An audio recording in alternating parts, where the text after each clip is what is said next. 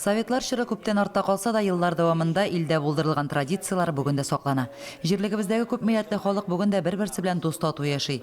Чит илләрдән килеп, Әрмән, Азәрбайҗан халыклары бездә эш һәм яшәү урыннары таба. Максатыбыз шушындый, районыбызда яшәгән халыкларга бер-беребезнең мәдәнияттен, үткәнен, бүгенге көнен, гореф-гадәтләрен, йолаларын бер-беребезгә күрсәтү, өйрәтү һәм инде бер-беребездән не яхшырак, тирәнрәк белүне итеп максат итеп куеп эшләнде бу. Җирлегебездә яшәүчеләрнең милләт буларак сакланып калуы, телләре югалмау, җирлегебездә эшләп килүче вәкиллекнең төп максаты.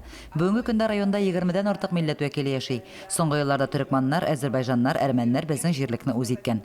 Коллегия түгәрәк өстәл артында узды. Рушад Солтанов үткән елдагы эшчәнлекләре белән таныштырды. Рус, Морый, Крәшим милли мәдәни оешмаларының җирлектәге вәкилләре Галина Светлякова, Әнисә Изибаева, Галина Романова милләтләр дуслыгының бүгенге көндә дә актуаль булуы хакында сөйләде. Районыбызда төрле милләт вәкилләре дус һәм тату яши. Ләкин мин менә соңгы араларда төрле илләрдә булырга туры килде.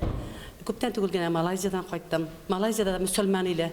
Онда да Казан, Татарстан, Мөслим дисәң, о дип торалар, якын итеп торалар татарларны, Казаныбызны белеп, аңлап яратып торалар. Коллегиядә катнашучылар күргәзмә белән дә таныштылар. Ул татар халкының гореф-гадәтләре, йола традицияларына нигезләнеп әзерләнгән иде. Башка милләт халыклары да шушындый күргәзмә үрнәгендә үзләренең гореф-гадәтләрен чагылдыручы күргәзмә почмаклар әзерләсә, бик яхшы булыр иде. Лилия Шәймиева, Айрат Фазылов, Мөслим телевидениесе.